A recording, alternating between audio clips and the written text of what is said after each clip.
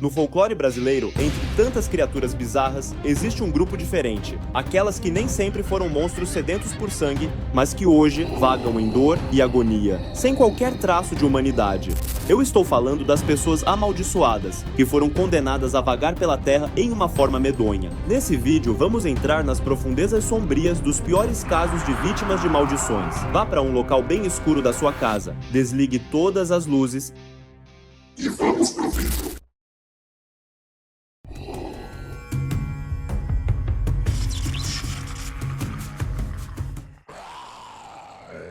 O primeiro dessa lista é o Crispim, mais conhecido como cabeça de cuia. Cabeça de cuia. Se você não sabe o que é uma cuia, é esse negócio aqui. Como já diz o nome, essa criatura tem como principal característica sua enorme cabeça em formato de cuia, criando um contraste com o resto do corpo, que é só um palito desnutrido.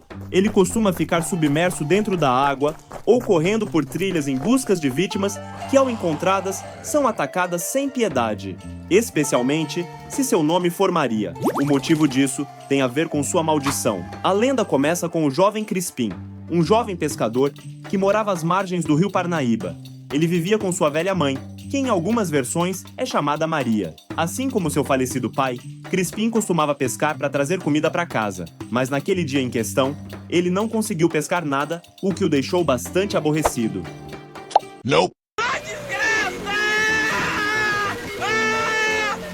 Sua velha mãe, vendo o esforço do filho, abrindo mão do orgulho, pediu algo para os vizinhos para fazer de almoço para ele, mas tudo que conseguiu foi um osso de boi. É como diz aquele ditado: quem não tem cão, caça com gato. Ela fez com os poucos ingredientes que tinha em casa, uma espécie de pirão com caldo de osso e farinha. E Crispim, frustrado com o fracasso da pescaria, ao ver o que sua mãe tinha preparado para o seu almoço, ficou ainda mais irritado. E no meio da discussão e calor do momento, ele pegou o osso do prato e jogou na sua mãe, atingindo ela bem na cabeça em um golpe fatal. Mas antes de morrer, amargurada pela ingratidão de Crispim, o amaldiçoou como um monstro entre seus últimos suspiros. Tomado pela culpa, ele fugiu da sua casa enquanto corria sem destino. Enquanto isso, as palavras da sua já falecida mãe começaram a ganhar forma. Sua cabeça se contorceu e cresceu no formato de uma cuia, como se todos os nutrientes do seu corpo fossem para ela. Então, amaldiçoado, ele vagaria pelo rio Parnaíba num período de 6 meses e, em seguida, faria o mesmo no rio Poti. Segundo a lenda, ele só seria liberado da maldição se conseguisse devorar 7 pessoas. Outras versões dizem que seriam 7 mulheres virgens chamadas Maria. Algumas pessoas dessas regiões afirmam que o cabeçudo acaba com qualquer um que cruze seu caminho.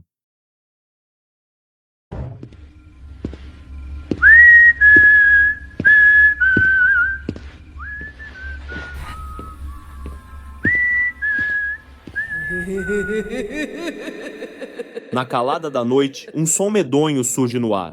Um assovio bizarro que promete arrepiar até os pelos do seu traseiro. Esse som pertence a Matinta Pereira, uma entidade sobrenatural que assombra a região norte do Brasil, principalmente no Amazonas e no Pará.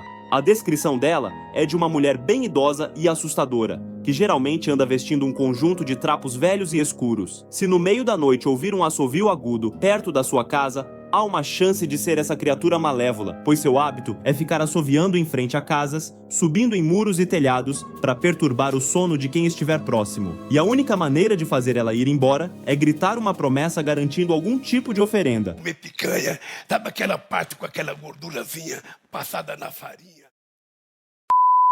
Na maioria das vezes, é tabaco, café, peixe ou uma cachaçinha. A Matinta é um pouco exigente. Na manhã seguinte, ela vai de manhã cedo na casa da vítima cobrar o que lhe foi prometido, e caso você não tenha ou não queira dar a oferenda dela, ela vai embora na boa e tudo fica pacificamente resolvido, a não ser por um detalhe mínimo, que é sua vida entrar numa desgraça completa, ou ela aparecer em forma de pássaro, jogando terra de cemitério em cima de você quando está dormindo, e de manhã cedo, você amanhece morto. Acho que deu para entender que não é uma boa ideia dar calote na Matinta. Há outras versões ainda mais assustadoras de sua conduta, como na versão em que ela voa pela noite em forma de uma coruja, em algumas regiões chamada de rasga-mortalha, parando na casa de alguém cantando como um prenúncio maldito. Em algumas semanas, ou até mesmo no dia seguinte, a lenda diz que alguma pessoa daquela casa morre e sua alma é brutalmente devorada. Agora, falando da origem dela, há quem diga que sua história começa há muito tempo atrás, num local ainda no norte do Brasil. E naquela região, vivia uma mulher que muitos conheciam como Matinta Pereira, uma jovem muito carismática e com um certo gosto por cigarros. E com ela, vivia seu marido, que pro seu azar era um alcoólatra e, para piorar, muito ciumento. Certa noite, o marido, após encher a cara, chegou em casa bêbado e, após uma discussão acalorada, o pior aconteceu. E Matinta, que naquele tempo estava grávida, acabou partindo dessa para melhor. Ou não, já que ela voltou dos mortos numa forma amaldiçoada. Mas também existem outras versões, que em sua maioria têm envolvimento com bruxaria e magia negra, resultando numa maldição ou transformação medonha. Se você tá com medo de ouvir o assovio dela hoje à noite, saiba que tem sim um jeito de parar a velha coroca. À meia-noite, você precisa enterrar uma tesoura aberta, junto com um terço e uma chave num lugar que você tenha certeza que ela vá passar. E segundo a lenda, ela irá ficar presa ali, sem conseguir se mover. Daí você pode descer a porrada nela ou sair correndo, já que com algumas entidades é melhor manter distância.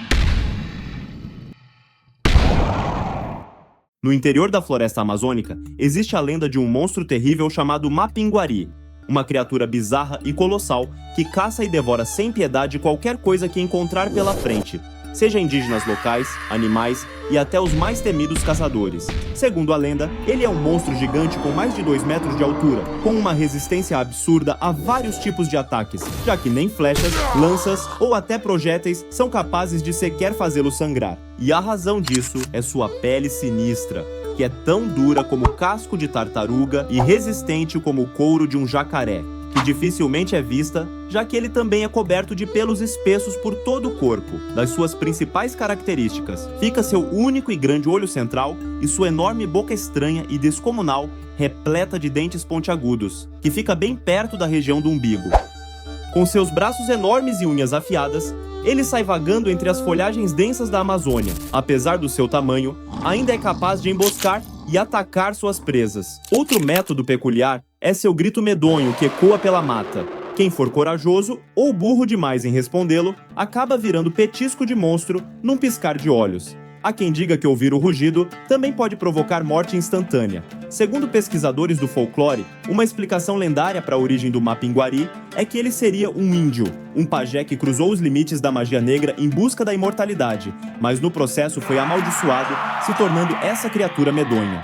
Outra versão diz que quando um índio atinge uma certa idade, ele se transforma em um Mapinguari, agindo como protetor das florestas amazônicas e inimigo mortal dos caçadores. Eu não sei vocês, mas acho que o Mapinguari é o pé grande aqui do Brasil. Só que muito mais assustador. Não quero nem imaginar como seria uma luta entre essas duas bestas. Na verdade, eu quero. E pode até ser tema de vídeo aqui no canal. Então segue aí se quiser acompanhar.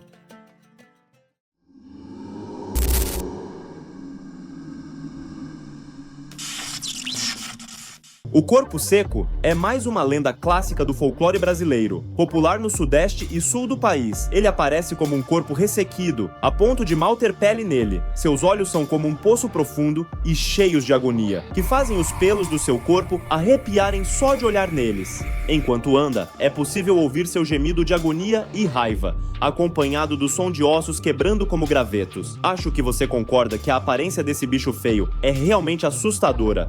E se tá pensando que ele fez algo muito ruim para receber essa maldição, você está completamente certo.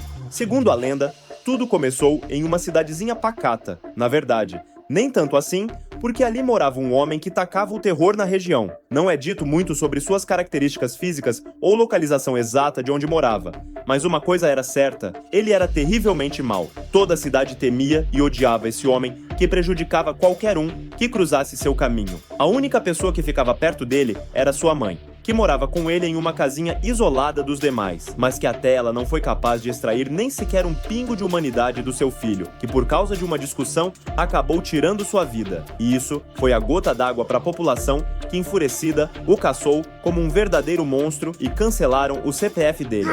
Mas, ironicamente, parece que nem o inferno queria esse cara, pois não aceitaram ele lá, pra você ver o nível de repugnância que o maldito causava. E com certeza, o céu não era uma opção pra ele. Sem um lugar certo pra ir, a única coisa que restou foi ficar debaixo da terra. Parece que não. Consumido pela agonia e o vazio de não descansar, o corpo seco segue vagando entre as noites em busca de quem possa pegar. Uma variação da lenda cria uma relação entre ele e o Bradador, que é outra criatura folclórica representada como uma alma penada. Ele vaga pelas madrugadas invadindo campos e propriedades de pessoas emitindo sons assustadores, especialmente nas noites de sexta-feira, após a meia-noite. Seus gritos são descritos como agonizantes e capazes de causar pânico e dor nas pessoas que os ouvem. Estudiosos do folclore dizem que ele seria a alma do corpo seco. Em algumas narrativas, o espírito do Bradador fica eternamente vagando, mesmo depois que o corpo se deteriora por completo. Os gritos desesperados continuam, pois a maldição condena a alma a nunca ter descanso. E aí, nesse caso, ele vira uma entidade puramente espiritual. Outras versões folclóricas indicam que a maldição continua enquanto o corpo seco existir. Não há um consenso absoluto se o fim do corpo físico liberta ou apenas muda a natureza do tormento da alma. Mas uma coisa é certa, se você mora em São José dos Campos, lá no interior de São Paulo, tenha cuidado ao sair à noite, pois esse local tem muitos relatos de aparição dessa criatura medonha. Se você é dessa região, deixa aí nos comentários se já ouviu algum relato dele. Depois de ver criaturas e entidades dignas de pesadelos cruéis, é possível perceber que no folclore, o limite entre o humano e o monstruoso é tênue, muitas vezes cruzado por atos de crueldade ou a busca pelo que é proibido. E às vezes, é só azar mesmo. Mas tem uma coisa que é pior ainda, que é não se inscrever e deixar o like no vídeo. Um beijo pra todos vocês e durmam bem essa noite. Até o próximo vídeo.